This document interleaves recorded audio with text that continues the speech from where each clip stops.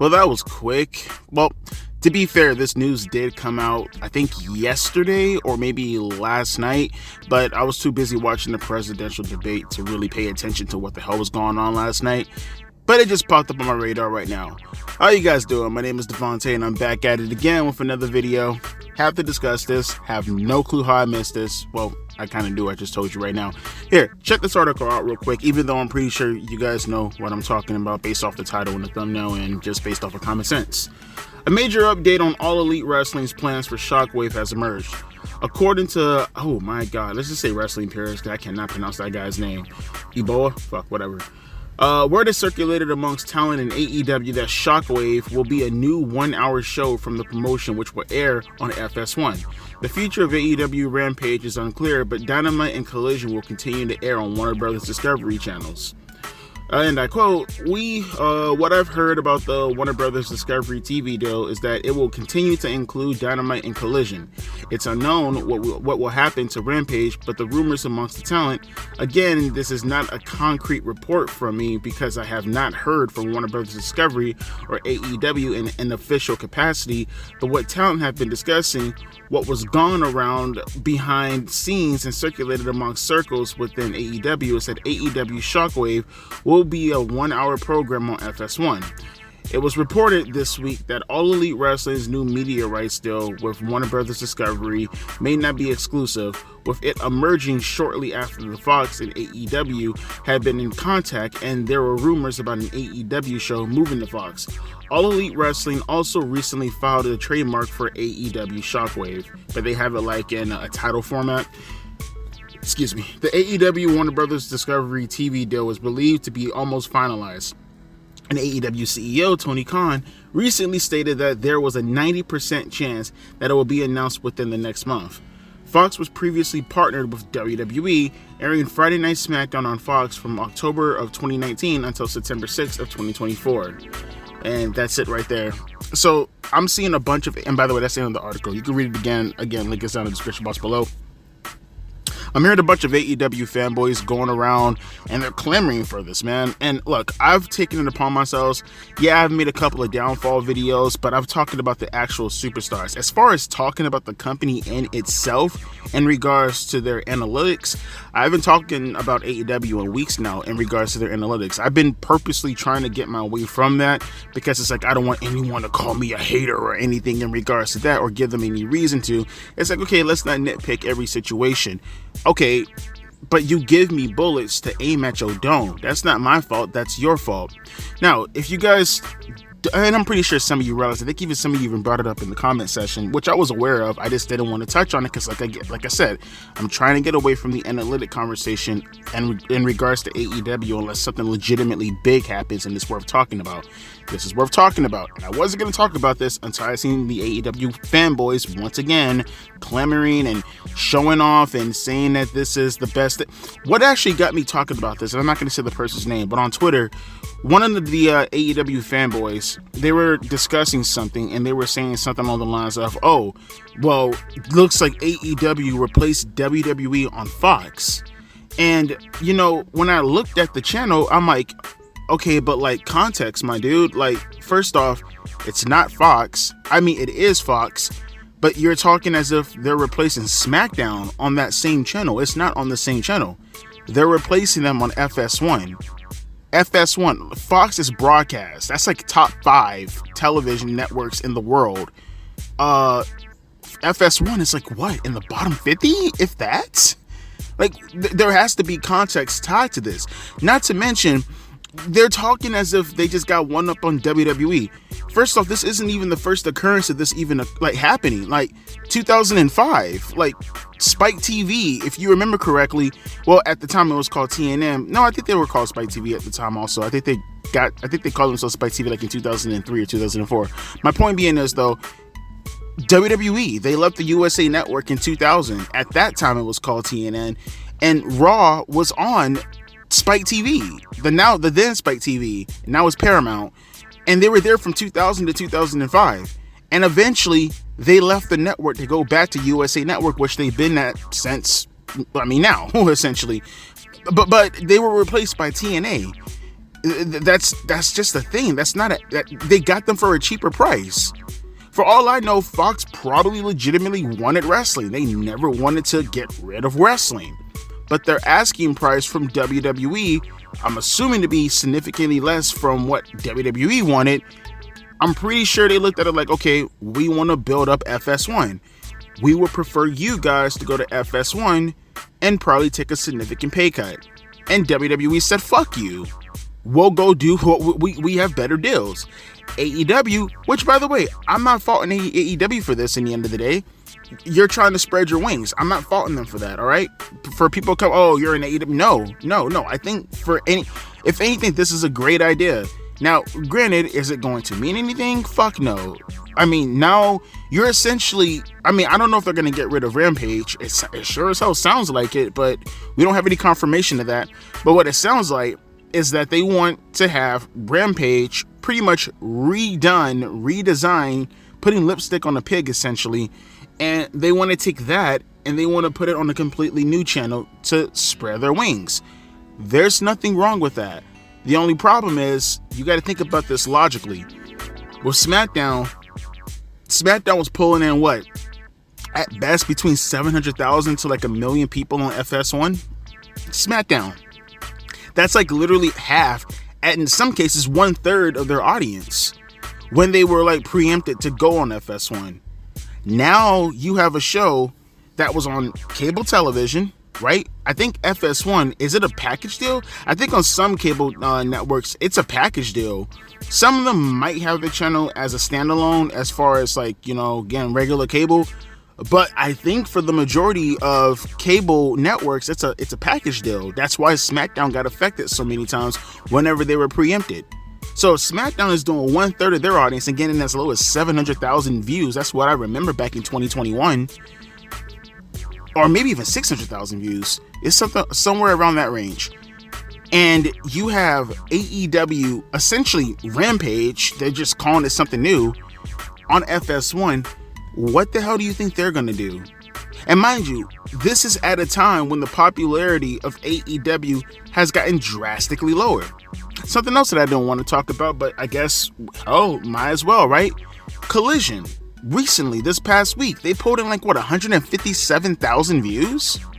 Or I think it was on Friday, right? No, Saturday would have been the pay-per-view. Friday would have been the show. 157,000 views. Now, granted, one can say, I don't even know if they were going head up with SmackDown. I don't know what time they came on. But no matter what, if they came before SmackDown, which I highly doubt, people didn't give a fuck. If they came after SmackDown, people didn't give a fuck. If they came on during SmackDown, they're dumb as fuck. 157,000 views for Collision. And this wasn't one of those shows where it's like, where we're goofing around. This is a go-home show. Collision is supposed to be the second biggest brand. It's supposed to be a continuation off of Dynamite. I know it doesn't feel that way because no one gives a fuck about Collision, but theoretically, how it's supposed to be positioned is no different than how back in the days Raw and SmackDown was positioned. That was supposed to be SmackDown for AEW, and it's essentially become Sunday Night Heat, and Rampage, that's become jacked. That's become metal. If you want to make an argument, maybe Velocity. And we're talking about, can't even really say Velocity because it was a brand split and Velocity belonged to SmackDown. Maybe you can say it like that. Maybe you can say, if this is the brand split, Dynamite is Raw or SmackDown, and Collision happens to be either Sunday Night Heat or Velocity, depending on what brand you're choosing. That's the path that they're in right now. And you think going to FS1 is going to make a big like I said, I understand, but it's once again one of those things where the AEW fanboys, they take something, they blow it completely out of proportion, they build this thing up, and then when something inevitably happens, like it always does with whatever Tony Khan does, because it won't be sustainable, because it's not just an AEW problem, it's a wrestling problem. Wrestling is simply not as popular as it was back in the days. You guys let these financial numbers of them boxing themselves in and pretty much preying upon people and their platforms where it's a dying platform and they're willing to do anything to get some kind of relevancy. You guys take that for granted and pretend that professional wrestling is in a bigger shape than what it really is right now at the moment. That's not the way it works. If I can give like a metaphoric comparison to this is essentially be no different than, say, for an example, the girl happens to be professional wrestling, right? And the guy happens to be a network company, but the guy got broken up with another girl, and he's willing to do anything to get one of these girls to kind of show off to this girl to pretend as if he's actually coming up. So he's just willing to pick anything, any girl. It doesn't matter what it is, as long as he has somebody on his arm to walk by and show that other girl that he's not down bad. These wrestling shows, or whatever you want to call them, they're the girls. The networks, they're the guys. The girls that broke up with that guy, those are the audiences that went to go to streaming devices or to YouTube or whatever the case, right? They're down bad right now at the moment, and they're taking advantage of whatever entity in order to show, hey, at the very least, I'm doing something and I got something. And if I play my cards right, maybe there's an avenue that I can build upon, and maybe this something that people may see as just a rebound could be actually shown to be something more than, and I can make all these other people or these entities, or in this case the audience, want to come back to me. That's what professional wrestling is right now. Professional wrestling is taking advantage of the hot popular guy. That's it. That's it. So I see all these wrestling fans, and in particular AEW, because that's just wrestling in general. AEW is doing nothing to help the cause of professional wrestling at all. If anything, it's more of a detriment if you watch what happened on Saturday. To sit back and then watch these fans cope so hard as if professional wrestling, or AEW in particular, are doing anything substantial. No, stop. And it gets on my nerves, because it's like you bring these things up and they immediately jump to the, oh, you're a hater bullshit. It's not hating. It's trying to save you. It's twofold, actually. It's trying to save you from hurt, because eventually, like I said, the conclusion is almost always the same when it comes to Tony Khan and these upstart brands. They always end up decreasing in value. And then eventually they decrease in entertainment. And then eventually they decrease in priority. And then eventually, they're nothing. It always happened. It happened with Dark. It happened with Dark Elevation. It happened with Rampage. And it's happening with Collision currently right now. And eventually, it's going to happen with Shockwave. And right now, it's happening with Dynamite. You keep putting these things on a pedestal. And then eventually, because they have no structure underneath it to really hold it up, it comes crumbling down. But it didn't have to be that way to begin with. You build this foundation, you're building, like you're like the three little pigs, you know what I mean? You got the straw, you got the sticks, and you got the bricks. I mean, you're looking directly at the bricks, and you can definitely go to the bricks. You could definitely, do what you can in order to help that foundation by, using bricks, but you're lazy. And you rather use straw, and you realize that's not working. So hell, let's use this next thing, sticks, and you realize that's not working. But you won't go to bricks because it's too tough, it's too hard. And that's what I mean. You're not building a substantial foundation. You need larger than life talents. You need stories that resonate with people. You need to stop it with the garbage wrestling. You need to stop it with the emphasizing on the wrestling as a whole in regards to what's the draw factor for the product. And you will not do that. You are like caught in a box. You are like caught in an echo chamber, being tossed and turned, pulled in every direction by your wrestling fan base, who just won't allow you to be controversial. And I don't mean controversial in the safe way, such as let's watch what they do in the wrestling ring. I mean controversial as far as storylines, controversial as far as characters, controversial as far as what they can get away with on promos, that kind of stuff. And yeah, you can call it overall a wrestling problem, but we're specifically talking about AEW at the moment, right? Considering they themselves like to consistently pretend that they're taking risk when you're not taking risk. Being safe and doing it in an edgy way. Safe edgy is not taking a risk. But then you wonder why the product that you want to upstart at the moment is failing. You wonder why the rest of the platforms that you have constantly right now at the very moment affiliating or concur. I wouldn't even want to say that, because goddamn, bro. Like, to say affiliation would mean that, okay, In some way, they have to circle back to Dynamite. And even though Dynamite is decreasing at the moment, these wrestling products, no one's even watching at the fucking moment at all. Period. Point fucking blank. I know Raw segments on YouTube that pull bigger numbers than Collision. Hell, I know Raw segments on YouTube that pull bigger numbers in like maybe 2 or 3 hours than Dynamite. So it can't really say affiliation. Because, I mean, what is it siphoning off of in order to stand on its own 2 feet, right? It's none of that. It's none of that. But they'll be the first ones to run their mouths about what they're currently doing right now with the product and why this is a good idea. Let me give you a bit of a course correction, and let me tell you what's going to happen with Shockwave going forward, all right? Right now, you're getting all this muster. You're getting all this fanfare, right? All this stuff that's building up and making your platform and making your product look good at the moment because of what you're talking about. And like it always happens, you'll get a big number, relatively speaking, with that product, relatively speaking, with that brand compared to where it's going to be in about a month or two. You're probably going to get a number, say around 500,000. And that's me being generous. 500,000, I think, is pretty sizable, right? 500 to 600,000 is pretty sizable for what Shockwave is going to be on the FS1 channel. And that's going to be time. And then we're going to get to a point where eventually it's going to get around, say, as a regular number, probably 150,000. No joke. I shit you not. 150,000 to 200,000 will be its number. It's not on cable television. It's on the package. Some may be on cable, but not enough. And not to mention, what are you going to put on that? What are you going to put on that in order to consistently show that product as being something worth watching?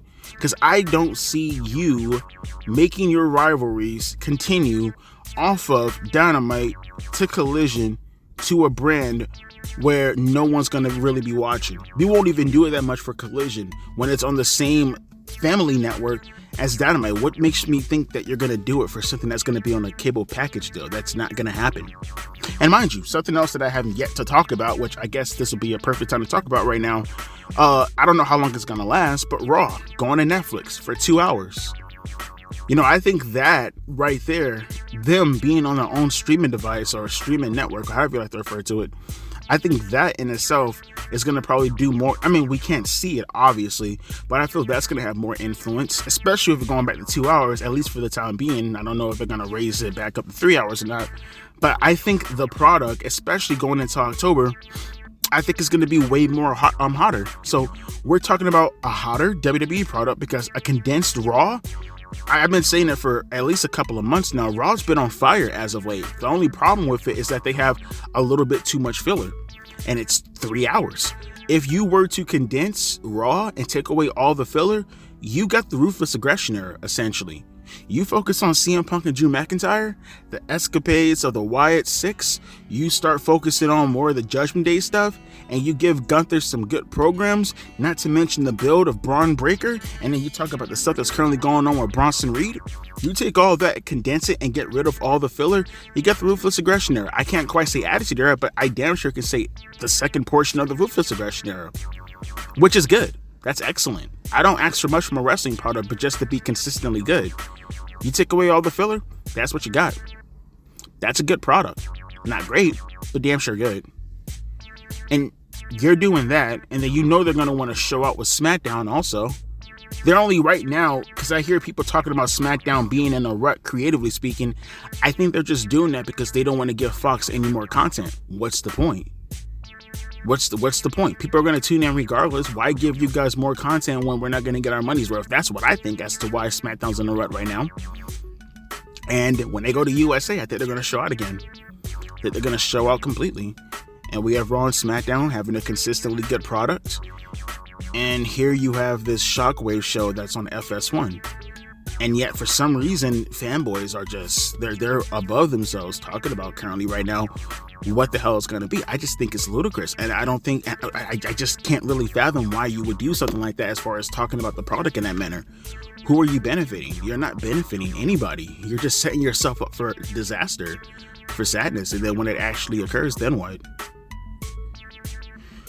But I'll leave it up to you guys in the comment section below. Let me know how you feel about Shockwave now being its own thing. I think it's more of a detriment to AEW. I think that right now, AEW does not to be stretched even more thin than what it currently is right now at the moment. Like I said, I get what they're attempting to do, and as far as spreading their wings, but you're gonna injure yourself. You're gonna spread your wings, and you're gonna pop out a shoulder or something, man. You ain't got the elasticity, however you like fucking pronounce that word. You don't have it in you right now to pull something off like that. You need to chill. You need to take a break. You need to rebound. You need to build up your roster, especially now with some of your wrestlers taking a hiatus like Swerve Strickland and MJF. They're going to be gone for a couple of weeks to months. So what you need to do is rebuild, and you just need to focus right now on building up Dynamite. Focus on that. That show gets hot, then other shows will follow suit. That's how that works. Making another brand for no fucking reason, and I get it, it's a part of the contract deal, that ain't gonna help nobody in the end of the day.